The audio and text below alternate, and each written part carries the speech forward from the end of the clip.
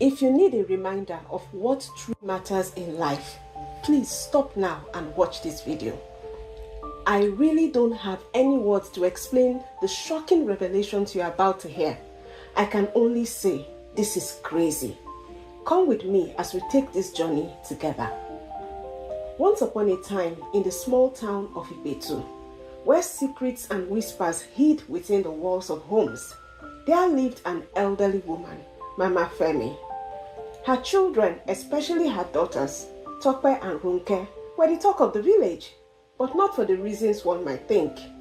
For reasons unknown, there had always been tension between Mama Femi and her two daughters, a tension that grew like a poison spreading silently beneath the surface.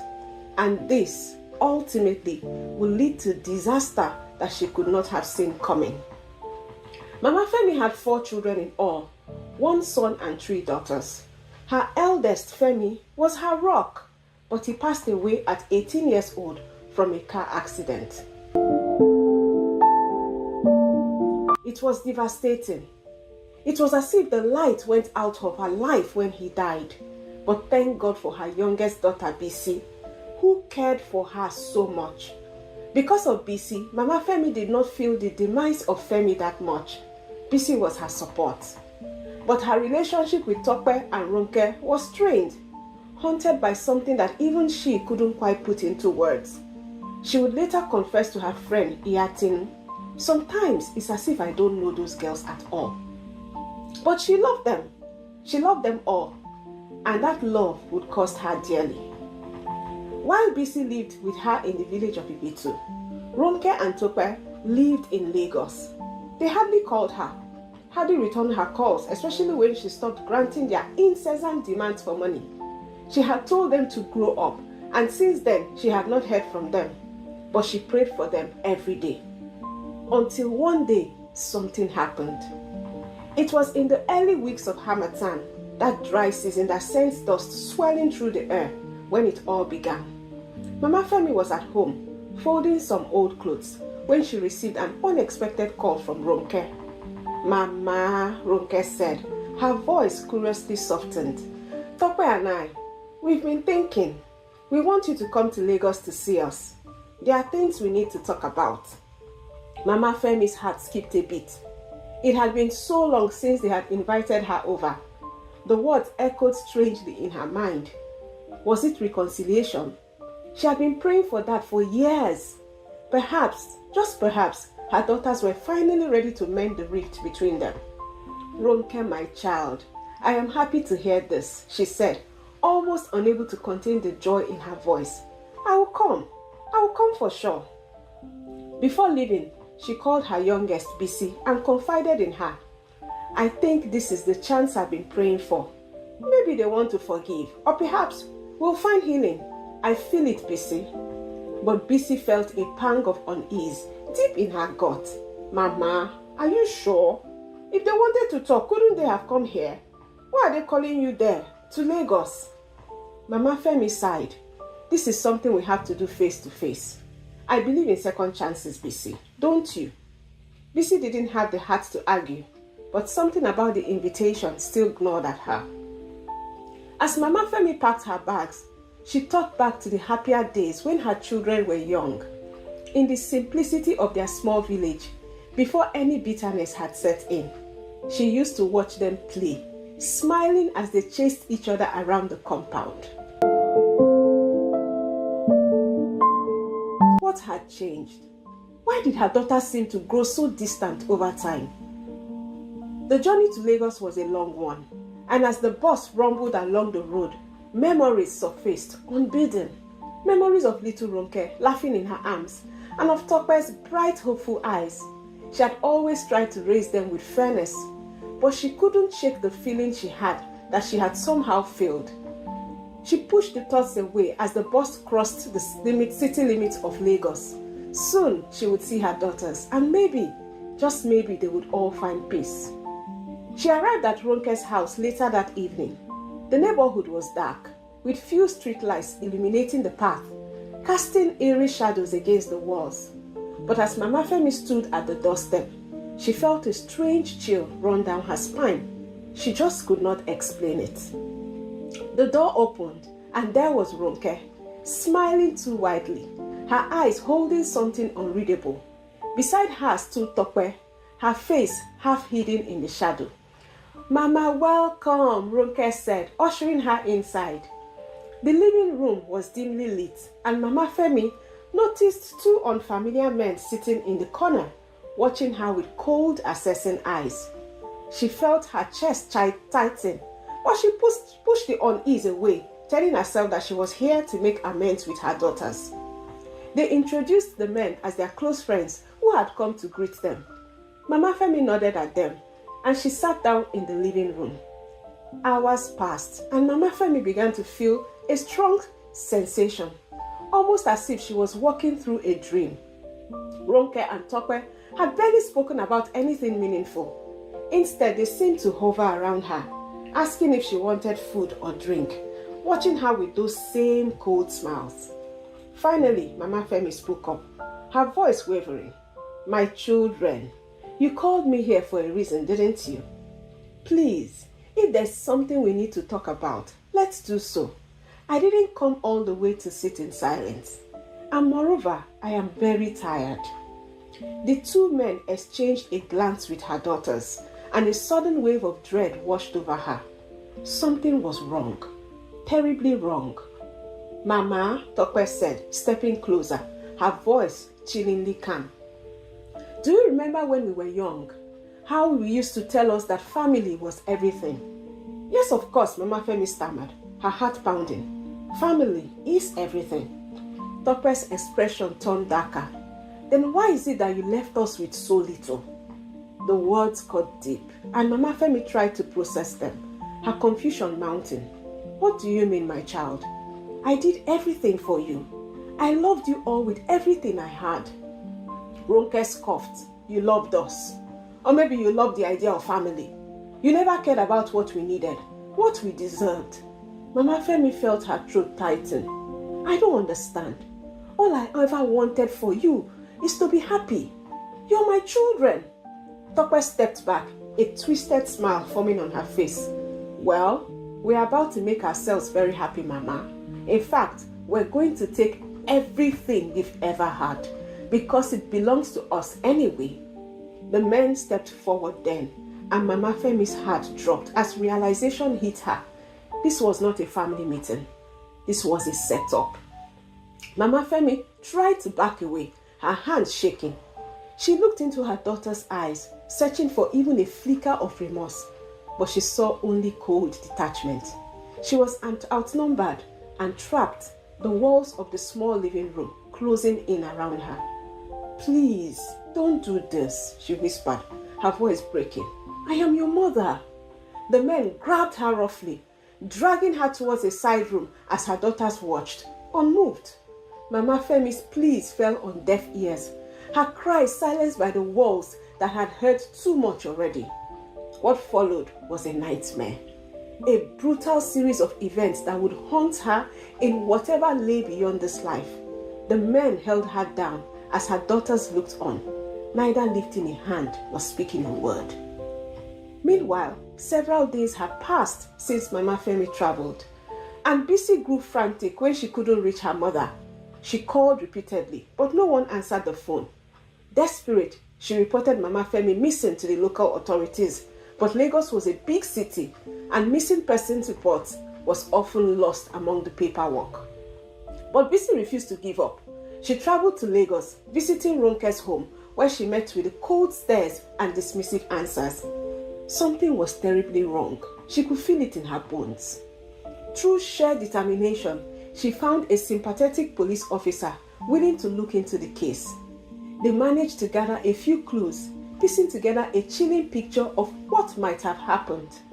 Meanwhile, despite the fact that their mother was missing, Ronke and Tope were living their lives normally, spending extravagantly and holding frequent parties, activities that had drawn attention and made Bisi very uncomfortable.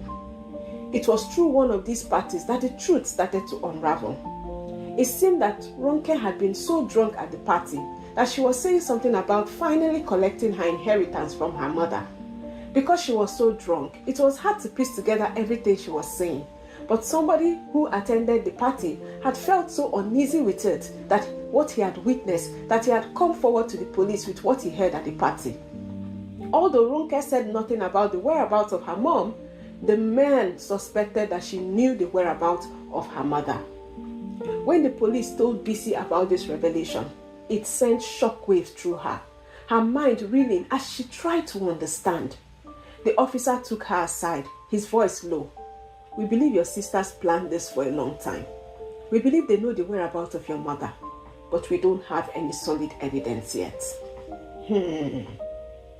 As the investigation progressed, Bisi found herself haunted by memories. She thought back to the last time she had seen her mother, the warmth of her smile, the way Mama Femi had always managed to make everyone feel safe and loved. She wondered where it had all gone wrong. What had driven her sisters to hate their mother the way they did? And where was her mother now? Mama Femi had always said that family was her most precious gift, that her children were her greatest achievement. She would sacrifice anything for them, but that same devotion has been her undoing. Bisi recalled a night from her childhood when a young Ronke had fallen ill.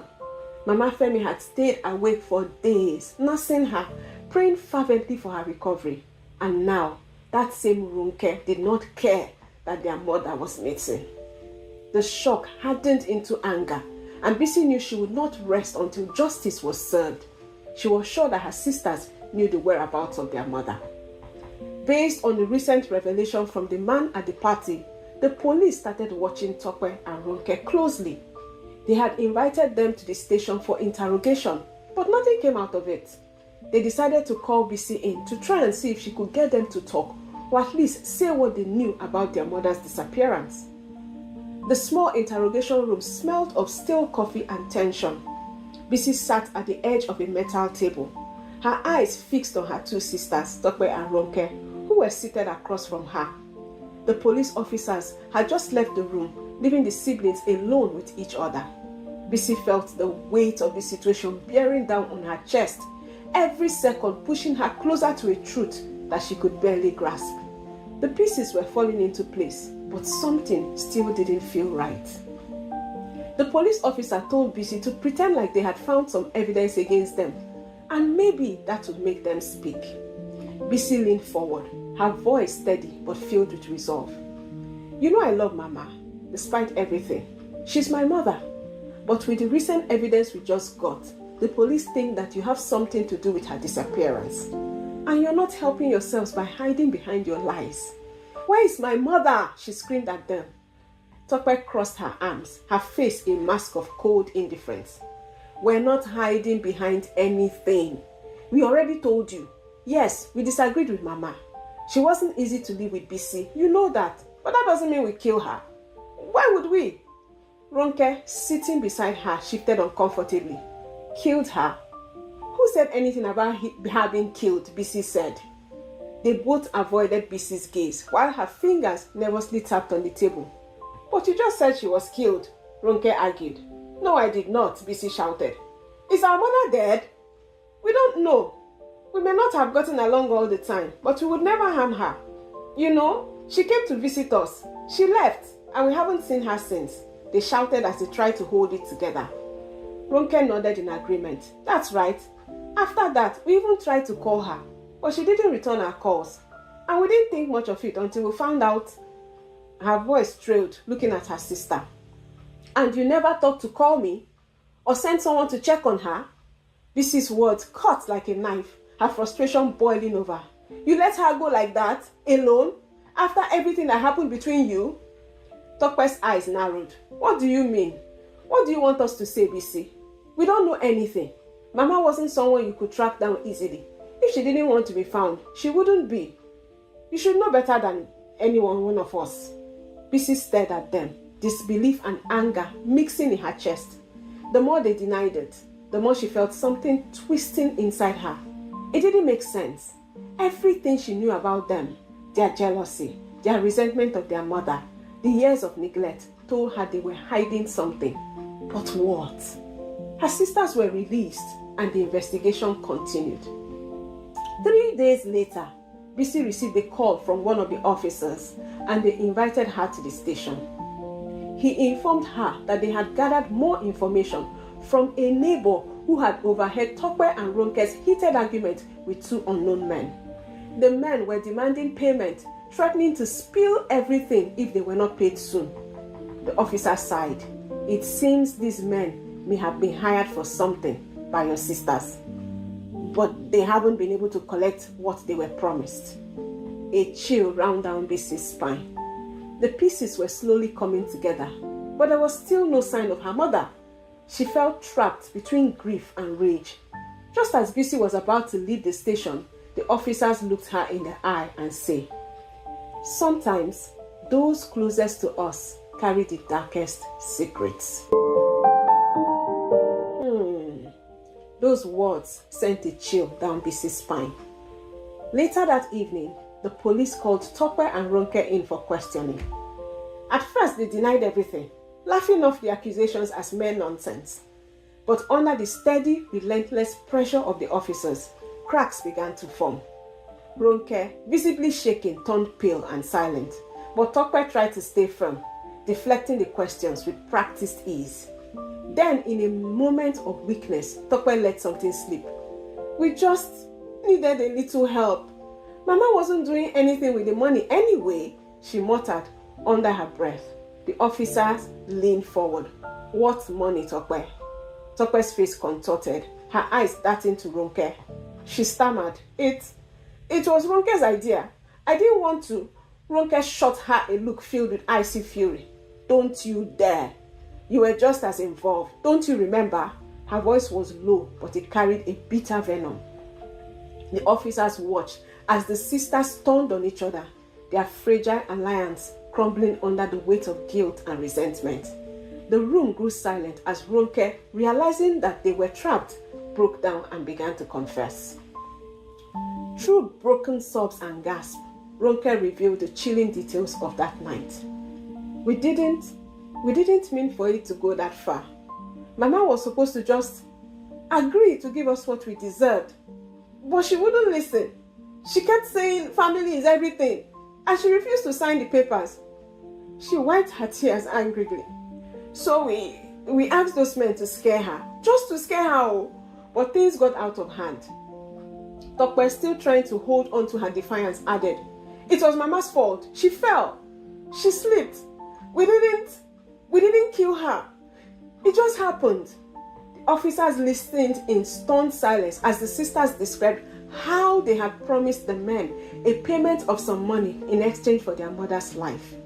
They watched while the men sexually assaulted their mother and then slapped her around to get her to sign all her checkbooks and to change her will. But Mama was too stubborn. During the struggle, she had fallen down and hit her head. When they saw that she was unconscious from the fall, panic had set in. Afraid of getting caught, they had hastily disposed of her body in a shallow grave inside the bush, hoping no one would ever find out. Bisi, listening outside the interrogation room, felt her legs weaken as the horror of it all crashed over her. She pressed her hand to her mouth to stop herself from crying out.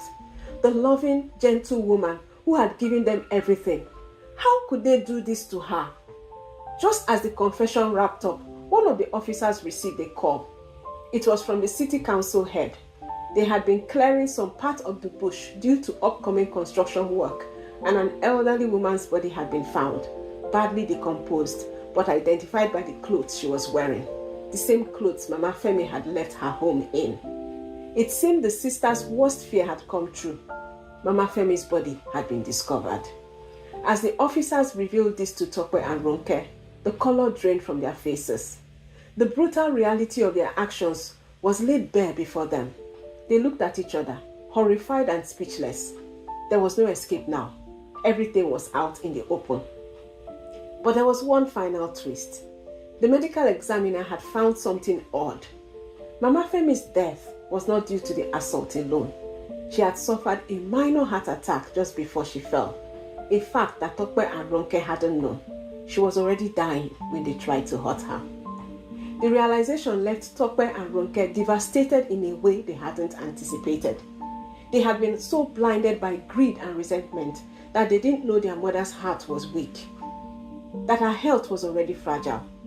In trying to force her to give up everything, they had inadvertently brought about her final moments. They didn't know that she had only a few months left to live anyway. With the truth fully uncovered, the officers led them away. Bisi watched them go, feeling a complex mixture of grief and relief. Her mother had been taken from her, but justice had been done at last. A week later, the town of Ipetu held a quiet, sober funeral for Mama Femi. The villagers mourned the loss of a woman who had given so much to her family and community, wondering how such darkness could have seeped into her home. Bisi stood by her mother's grave, alone now, her heart heavy with a blend of sorrow and resilience. In her final moments by the graveside, Bisi whispered, "Mama, I'm so sorry. I wish I could have protected you, but I will carry your love with me always." As she left the cemetery, Bisi vowed to live differently, to cherish the people she loved, and to never let bitterness destroy her heart. And so the tale of Mama Femi ended, a painful reminder that the darkest shadows often lie closest to home. Let us remember, dear viewers, that love and forgiveness are precious, but not everyone values them the same way. If you enjoyed this story and the journey of uncovering hidden truths, don't forget to subscribe and stay tuned for more tales like this one. And remember, sometimes the scariest monsters are the ones right beside us.